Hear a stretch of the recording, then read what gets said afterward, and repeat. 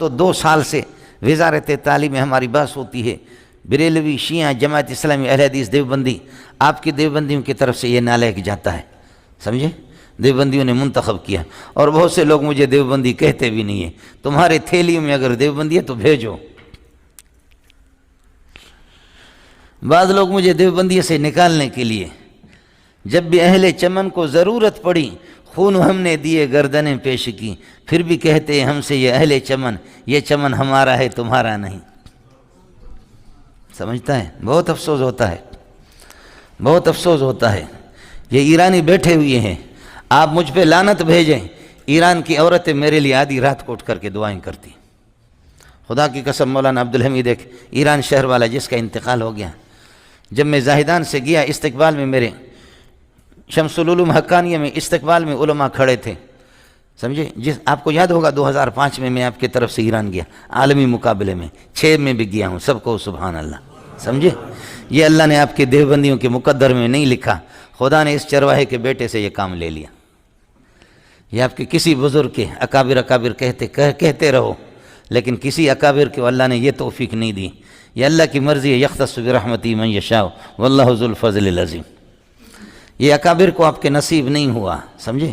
خدا نے ان چرواہوں کے بیٹوں سے اللہ نے یہ کام لے لیا، آپ کو معلوم نہیں ہے، سمجھے؟ اس عالمی مقابلے میں گیا، لمبے تھڑنگے عرب ہوتے تھے، شیخ رجب فلانا، شیخ فلانا، شیخ عبدالسلام، شیخ فلانا، سمجھے؟ اتنے تھے آدمی، کہتے علم نکلا، کوئی تیاری کسی عرب کی بھی نہیں تھی۔ شیعہ ایسے مضبوط تھے، مسلم شریف کے ایک روایت میں انہوں نے پکڑ لیا، آپ کے سنیوں کا، سمجھے میں لوں گا، کیف تقولون ان الحدیث لیس بصحیح ما ان هذا الحديث قد ورد في صحیح مسلم وكل ما ورد في صحیح بخاری اور في صحیح البخاری اور في صحیح مسلم فهو مسلم فهو صحیح فهذا الحديث صحیح۔ اب بتاؤ تم اس موجب کلیہ کل ما ورد فی صحیحین، صحیحین میں جو بھی حدیث آ جائے فهو صحیح، وہ صحیح ہے، تو نتیجہ نکلے گا فہذا الحدیث صحیح۔ اور تم کہتے ہو کہ نہیں یہ روایت صحیح نہیں ہے، یہ صحیح نہیں ہے، یہ موجب جزئی ہے، یہ سالب جزئی ہے، یہ صحیح نہیں ہے۔ سالب جزئی سے تم اپنے موجب کلیہ کو خود توڑ دیتے ہو، تمہارے سنیوں کا اتفاقی موجب کلی ہے، کل ما ورد فی الصحیحین فهو صحیح۔ بڑے بڑے ایرانی مولویوں نے بھی ہتھیار ڈال دیا، حقیقت اینست کے ماں، برحال حقیقت آقای سلیمانی حقیقتی نس کہ ما اعتراف میں کنم، ما تسلیم میں کنم کی حدیث بالکل صحیح است، سمجھے؟ یہ حدیث بالکل صحیح ہے۔ ایک بڈھا ایرانی بلوچ بیٹھا ہوا تھا، اس کا میں نے کس کر میں نے کہا کہ جب یہ صحیح ہے تو ہم کے لیے یہاں آ گئے، سمجھے؟ سارے سنیوں نے، وہ ہمارے منہ پہ تماچا تھا جی، سمجھے؟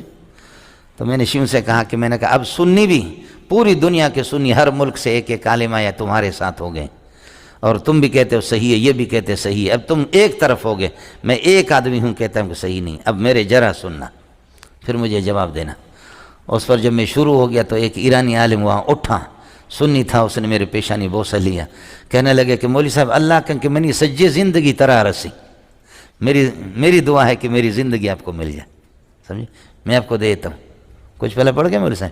تو اب ہم تو بھائی دیوبندی بھی نہیں ہے، سمجھتے ہیں؟ بعض ہمارے ساتھی جوش میں آتے ہیں کہ دیوبندی آیا سمجھ میں؟ یہ جو ہوا یہ سلسلہ، بریلوی بہت تکڑا قسم کا آدمی ہے، اور وہ اللہ آپ کا بھلا کریے کہ شیعہ بہت تکڑا قسم کا آدمی ہے، سمجھے؟ ابتدا میں ان کا نام تھا، اگر آپ کے کھاتے میں ذخیرہ میں ہوتا تو کسی کو آپ بھیجتے۔ مجھے پتہ ہے کہ کتنے مشورے اندر ہوئے، اکابرین نے مشورے بھی کیے کہ کس کو بھیجیں۔ آپ کے خطیبوں کو الحمدللہ، اس لیے کہ 2 آیتیں رٹا لگانا الگ ہے، پورا قرآن الگ ہے، ادھر تو پورے قرآن کی بحث تھی، سمجھے؟ میں یہاں راتوں کو اٹھ کر کے روتا رہا کہ اے اللہ اگر ہم غالب آ گئے تو پھر تو ٹھیک ہے، لیکن مغلوب ہو گئے تو یہ دیوبندی میرے ماں کو گالی دیں گے کہ اس کتے کے بچے کو کس نے بھیجا، آیا سمجھ میں؟ لیکن اللہ کی فضل و کرم سے جا کر کے پتہ کرو کہ کبھی بھی آپ ہارے نہیں ہیں، سمجھے معلوم؟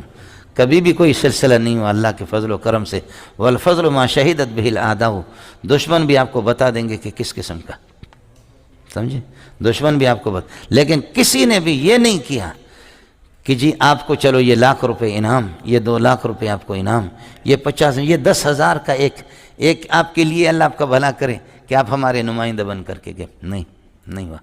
ایک اہل حدیث دبئی میں، سمجھے، میں دبئی جاتا رہتا ہوں سیمائی شیش میں بھی، اس اہل حدیث کو پتہ چل گیا، اس نے میری دعوت کی، خوب کھلایا پلایا، مجھے کپڑے دیے، اسپیشل قسم کا قلم بھی دیا، 1,00,000 1,50,000 روپے اس نے مجھے دی، سمجھے، کہا کہ یہ میرے طرف سے، سمجھے، اس بنیاد پر. سمجھ رہی میں کہ نہیں. استاد سلیم اللہ اور حضرت اقدس علامہ علی شیر حیدری رحمۃ اللہ علیہ، قربان جاؤں دونوں پہ، دونوں بڑے تھے. حضرت تو ہمارے شیخ ہیں، بڑے ہیں. یہ دونوں کی تھوڑی سی ناراضگی تھی، جامع فاروق علی شیر حیدری نہیں آ سکتا تھا.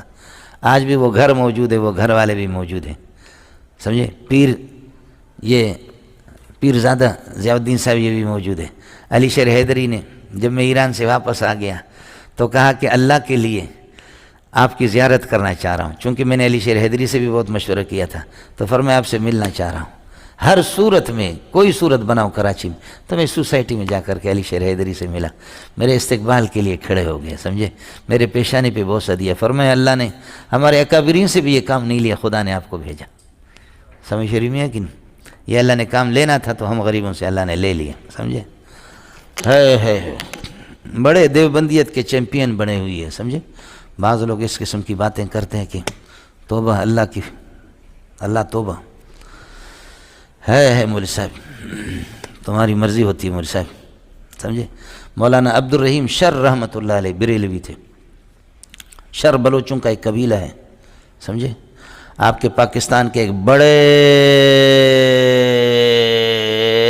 مناظر سے طے ہو گیا. مجھ سے حضرت اقدس ناراض تھے، اس کو ناراض ہونا چاہیے، ناراض ہو سکتا ہے، وہ ہمارا ابا ہے، قصور تو میرا تھا. حضرت اقدس مجھ سے ناراض تھے. لوگ گئے حضرت کے پاس جمعیت والے کہ جی عبد الرحیم شر نے چیلنج دیا ہے، سمجھے، اس کے لیے کوئی عالم، سمجھے. تو حضرت اقدس نے آپ کے ایک بہت بڑے مناظر، جو ایسے مناظر لیکن کبھی مناظرہ کیا نہیں ہے اس نے زندگی میں، سمجھے، حضرت نے اس کا نام دیا کہ اس کو، صحیح. اور عبد الرحیم شر کو جب پتہ چل گیا، عبد الرحیم ادریس ڈائری رحمۃ اللہ علیہ دونوں کا انتقال ہو گیا. بریلوی عالم تھے، بہت مضبوط قسم کے مدرس تھا. عبد الرحیم شر نے کہا کہ پاگل نہ بناؤں تو اپنے ابا کا نہیں. غضب کا مدرس تھا، واقعتاً وہ مدرس قابل آدمی تھا. لیکن جمعیت والے ساتھیوں نے آخر دیکھا، اخباروں میں بھی آیا، یہ لس ویلے میں تھا، سمجھے. تو آخر جمعیت والوں نے دیکھا کہ یہاں مسئلہ خراب ہے. وہ جو مناظر ہمارے لیے حضرت نے جو تجویز کی ہے، حضرت نے فرمایا کہ میں اس سے ناراض ہوں، مجھ سے کچھ دن ناراض، چونکہ میں فاروقی چھوڑ کر ادھر آیا تھا، سمجھے. تو پھر 2 سال مسلسل میں روتا رہا راتوں کو اٹھ کر کے. آخر کار پھر اللہ جزائے خیر دے حضرت کے عزیزوں کو، حضرت نے اپنا بچہ ہمیں سمجھا. 30-35 سال ہے ان کے پاس. پھر میں جا کر کے روتا رہا، پاؤں کا بوسہ میں نے لیا. میں نے کہا قصور میرا ہے، آپ کا کوئی قصور. حقیقت بھی یہی ہے، سمجھے. یہ ہمارے بڑے ہیں، بہت بڑے لوگ ہیں، سمجھے. حضرت نے فرمایا میں نہیں کہہ سکتا. وہ 2 سال جب کہ یہاں فترت کا زمانہ تھا میں اس میں نیا آیا تھا. یہ 2013-14 میں ادھر آ گیا، سمجھے، اس بیابان میں، اس جنگل میں آ گیا. یہ 5-6 سال ہو گئے اس مدرسے کو. تو حضرت نے فرمایا میں تو ناراض ہوں لیکن خود کروں. لیکن حضرت نے ایک بندہ تجویز کی تو وہاں بریلوی ایسے خوش تھے، بہت خوش تھے، سمجھے، بڑے خوش تھے. کہتے ہیں انشاءاللہ مزہ اب آئے گا، مزہ. آخر ہمارے دیوبندیوں نے دیکھا کہ مسئلہ خراب ہے، سمجھے. تو حضرت اقدس مولانا اللہ بخش ہمارے عزیز ہے، جمعیت کے امیر ہے، ساتھی جانتے ہیں لسبیلے والے. تو حضرت پھر میرے پاس آ گیا کہ مولوی منظور یہ مسئلہ خراب تھی دو. مولوی منظور تو رب کے من، مولوی صاحب اللہ کو مانو، مسئلہ خراب ہوگا، وہ مدرس ہے، سمجھے. میں نے کہا چلو پھر ٹھیک ہے. میرے پاس تو پورا سیاست دور حدیث میں اکیلا پڑھاتا تھا. تو پھر میں نے کہا کہ جاؤ کوئی مسئلہ نہیں ہے، تاریخ مجھے بتا دو. ایک ساتھی کو میں نے کہا کہ یار تو کتابوں کے تھوڑے سے حوالے میں آپ کو تھوڑا بتاتا ہوں، تو حوالے نکالتا رہا، جس دن مناظرہ کرنا ہوگا اسی دن. اس لیے کہ عبد الرحیم کو 2 مرتبہ میں پہلے بھگا چکا ہوں. اس سے پہلے مجھے پتا تھا، ان کو پتہ نہیں تھا. میں عبد الرحیم کو پہلے 2 مرتبہ بھگا چکا تھا. لیکن الحمدللہ عبد الرحیم نے کہا طبیعت صحیح نہیں ہے، انہوں نے بدل دیا، سمجھے. حکومت سے بھی اجازت لے لی انہوں نے، کیا بدل دی، سمجھے. تو کچھ تو چائیں تو پلایا کرو کبھی، سمجھے. اتنا تو کرو، بخیل کے بچے، سمجھ رہے ہیں. کبھی چائیں تو پلا دو. مصیبت آ جاتی ہے تو پھر تو ہم لوگ آ جاتے ہیں، ورنہ یہ کہ نہیں. چلو آپ کی مرضی.